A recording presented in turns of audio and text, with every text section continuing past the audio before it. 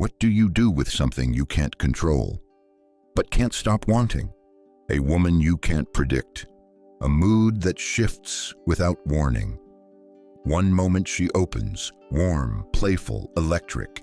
The next, she's gone, distant, untouchable. You call her confusing, emotional, too much. But deep down, you know the truth. It's not her chaos that scares you. It's how it exposes your own. She stirs something in you, something you thought you'd buried beneath logic, order, control. And that's the part that unsettles you the most. Because if you can't control her, what does that say about your power, your certainty, your manhood? That fear is ancient. Fortune is a woman, Machiavelli once wrote, and to master her, one must conquer her by force. At first glance, it sounds like strategy, but if you look closer, it's not about politics, it's about projection. Because for centuries, men haven't just feared fortune, they've feared her. The unpredictable, the emotional, the feminine. Machiavelli lived in a world of upheaval, Italian city-states tearing at each other's throats, power shifting like sand in a storm. There was no steady ground, only ambition, betrayal, violence, and luck.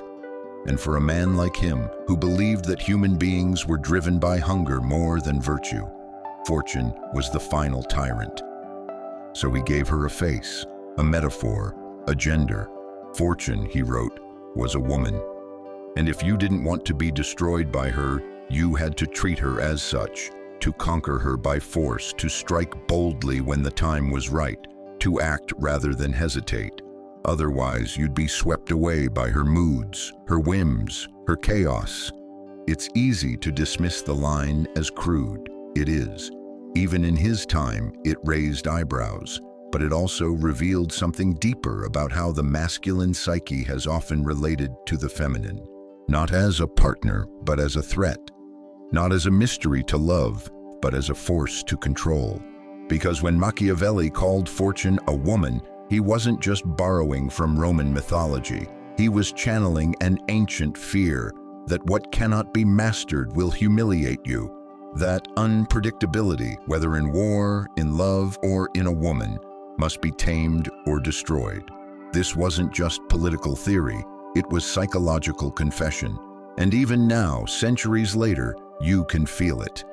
In the quiet tension between lovers, in the way men try to read signals like they're decoding maps, in the way some men chase after certainty in women, as if love were a contract and emotion a crime. You were never taught how to move with chaos.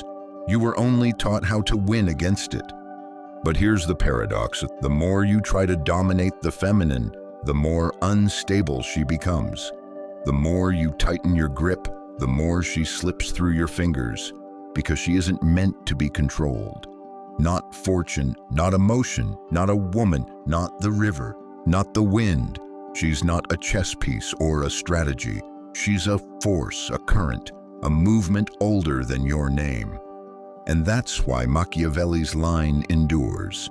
Not because it's true, but because it exposes a truth men rarely name. That deep beneath the desire for control is a fear of being undone by something we can't define. Not defeated, undone. Emotionally, psychologically, spiritually, because to stand before something powerful that will not yield to logic, that refuses to bend to your need for predictability, is to face your own limitations. It's to realize that strength, as you've known it, might not be enough. So when he says, conquer her by force, he's not just talking about political boldness. He's whispering the shadow of every man who has ever stood before a woman and felt the terror of not knowing what to do because she doesn't follow your script. She doesn't obey your certainty. She doesn't reward control. She exposes you, and maybe that's what this is all really about. Not fortune, not conquest, but exposure. The fear of feeling powerless in the presence of something you secretly long for. And that is the real battlefield. In myth, the feminine is never just a gender. She is earth, moon, tide, night. She is the fertile and the formless. She gives life and takes it back. The Greeks called her Sophia, the deep wisdom. The Taoists knew her as the yielding, the soft, the water that wears down stone. To the mystics, she is the soul. But to the unready man, she is chaos, not because she is cruel, but because he has no inner map for what cannot be dominated. This is what Carl Jung saw when he wrote about the anima, the inner feminine presence within every man. She appears in dreams and projections as lover, muse, seductress, or storm. She is not a fantasy. She is a psychic reality, a mirror, a force trying to pull him inward. But if he doesn't recognize her for what she is, he externalizes her. He projects her onto the women around him. He turns her chaos into their fault. He calls women manipulative when he's confused. He calls them crazy when he feels powerless. He accuses them of changing when it's his own inner world shifting beneath his feet. Because the truth is, when a man hasn't integrated his own capacity for emotion, fluidity, intuition, and surrender, he sees those qualities in others as dangerous. He wants her body, but not her rhythm. He wants her love, but not her wildness. He wants her to open, but only on his terms. And so the same energy Machiavelli feared in fortune, the unpredictable, the wild, the disobedient, is the same energy many men still fear in women. They call it drama, but it's really a confrontation with the unknown. They say she's too emotional, but it's really that they've never learned how to hold their own inner waves. They try to master her, not because they hate her, but because they can't bear what she awakens in them. And here's the twist. This isn't about relationships. It's about relationship to self. Because the feminine isn't just out there. She lives in your dreams, in your longings, in your grief, in the part of you that cries and doesn't know why, in the part that dances without needing to explain. And that's what Machiavelli's metaphor masks. Not a woman, but a wound. The masculine that has not integrated the feminine doesn't create harmony. It creates tyranny, internally and externally. He becomes ruled by control. He sees surrender as weakness. He fears softness as seduction. He runs from anything that cannot be scheduled, measured, dominated. But the feminine doesn't disappear. She waits. She waits in the breakdown, in the failed relationship, in the sleepless nights, in the silence after a fight, in the ache you can't name. And she doesn't come back to punish you. She comes back to ask a question. Will you finally let go of your sword? Not to be conquered, not to win, but to be whole. Because until you stop fighting her, inside and out, you will never know the deeper layers of your own being. You say she pulled away without warning, that she changed, that she was open, then closed, that her eyes said one thing but her actions said another. And maybe you're right, maybe she did. But let's ask a quieter question now. What part of you needed her to be constant? What part of you panicked when she shifted? Not because of what she did, but because of what it stirred in you. What part of you believed that love meant stability, that presence meant predictability? You wanted her to be your peace, your anchor, your soft place to fall, but she is not your peace. She is her own storm, and if you were honest, you didn't fall in love with her stillness. You fell in love with her depth, her movement, her aliveness. And yet, the moment that aliveness didn't serve you, it became threat, because you weren't looking for depth. You were looking for control dressed in connection. And that's not judgment, that's conditioning. From early on, you were taught, control your emotions. Win her over. Don't let her see you sweat. If she pulls away, do more. If she gets too close, do less. You learned that love was a game, that relationships were negotiations, that emotion was weakness, unless you could turn it into strategy. So you crafted your masculine identity around one goal: do not be vulnerable. And then she walks in, not fortune, her, the woman, the mirror, and suddenly all that containment begins to crack, because she doesn't follow the map. She doesn't collapse into what you expect. She feels, and shifts, and reveals, and withdraws, and you don't know how to hold it, so you try to fix her, decode her, control her. Or you do the other thing. You disappear, you detach emotionally, you turn cold, you punish her silently for not being safe, for not being who you need her to be so that you don't have to feel this lost. But she is not your sanctuary from emotion. She is the invitation into it. And that's where most men fold, because it's not just about her, it's about what she represents. She becomes the face of everything you've buried: your unmet grief, your longing to be seen without performing, your fear that you are not enough unless you are in control. So when she pulls away, it doesn't just hurt. It threatens your entire framework, because if you can't control love, can't predict connection, can't hold on to her with certainty, then what are you left with? Just you, your raw, vulnerable self, with no armor, no mask, no sword. And maybe that's the fear beneath all the others. Not that she'll leave, but that without control, you have no idea how to stay with yourself. So you tell yourself it's her fault, that she's unstable, that she's playing games, that she's the reason love doesn't work. And in that moment, you become Machiavelli, not in Florence, not on paper, but in the inner chamber of your own psyche. You call her fortune, and you try to conquer her, not with violence, but with withdrawal, with silence, with strategy. But what if the feminine wasn't here to be managed? What if she was here to show you where you've never let yourself feel? Not to destroy your power, but to reveal where it was never real.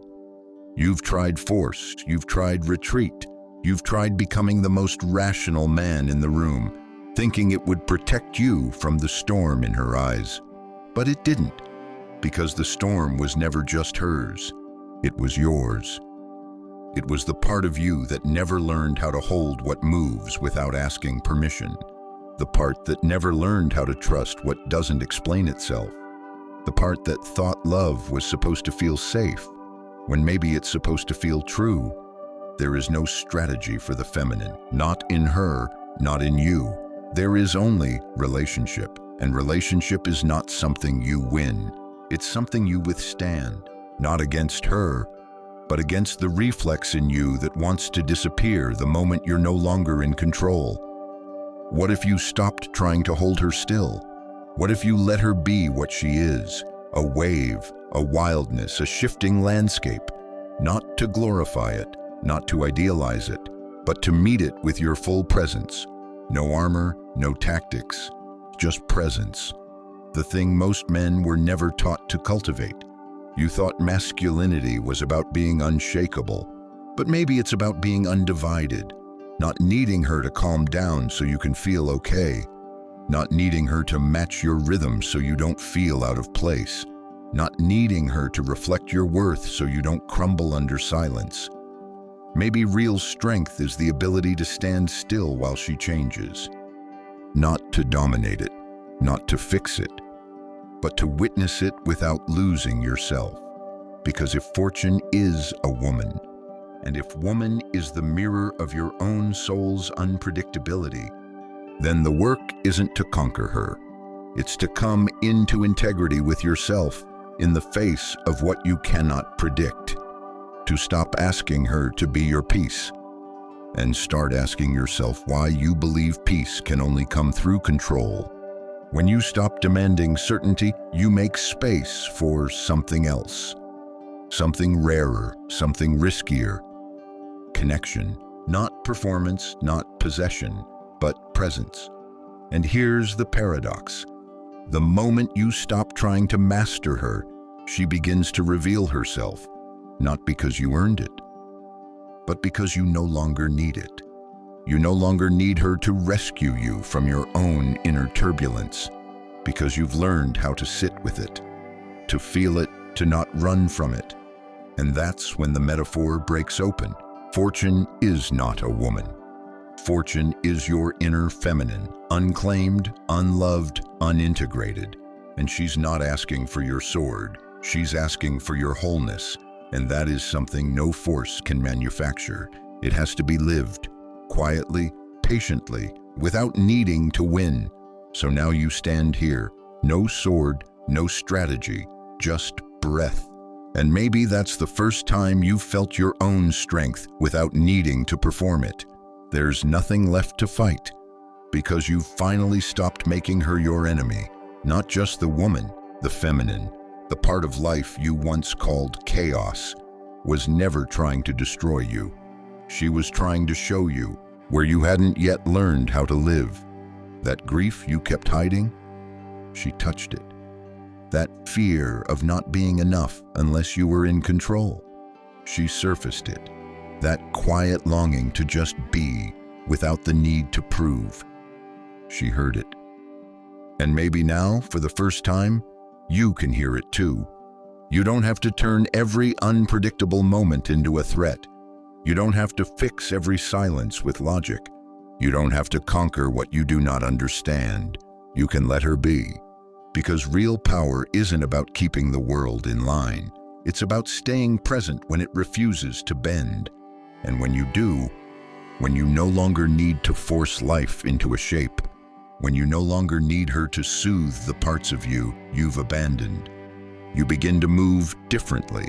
You don't chase, you don't flee, you don't tighten, you just stay with her, with yourself, with what is. And that is the man she can feel. That is the man life begins to trust again.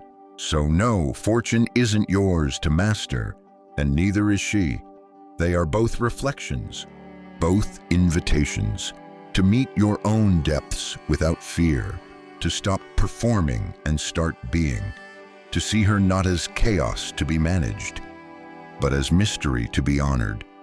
And when you can do that, when you can sit in the presence of what you cannot control and remain whole, you've already won something much deeper, not dominance, but dignity, and that can never be taken from you. So the question is, can you love something even if you'll never control it?